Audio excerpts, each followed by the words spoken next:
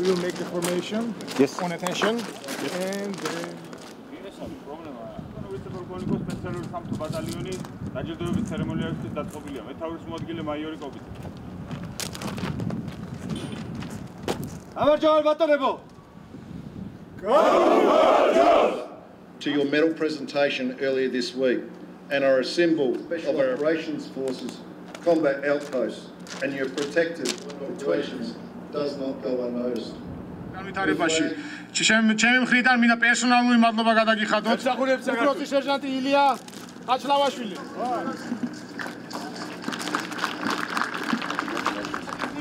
ალბერტი პალიაშვილი.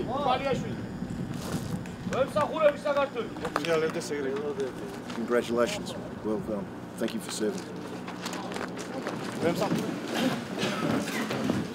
Of last year, or April of this year, pardon me. The beautiful thing about what we are doing is we're learning from each other.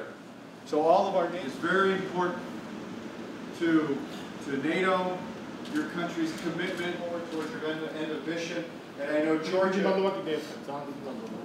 Thank you so much. Okay.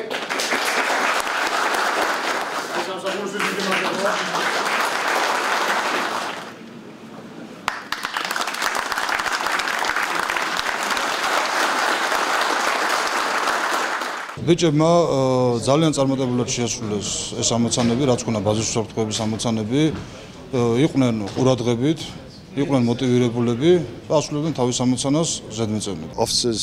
საქართველოს შეიარაღებული ძალების სამთო საზღვაო ბატალიონის სამხედრო მოსამსახურეები დავაჯილდოვეთ. მათ უდიდესი წვლილი აქვს ჩატანილი ბაზის უსაფრთხოების უზრუნველყოფაში. ბაზის შიდა პერიმეტრის დაცვის გარდა ისინი გარე პატრულირებაში აქტიურად მონაწილეობდნენ. ქართული სამხედროები ეფექტურად ასრულებენ მათზე დაკისრებულ მოვალეობას. ისინი შესანიშნავი პარტნიორები არიან და იმედი გვაქვს თანამშრომლობას მომავალშიც გავაგრძელებთ.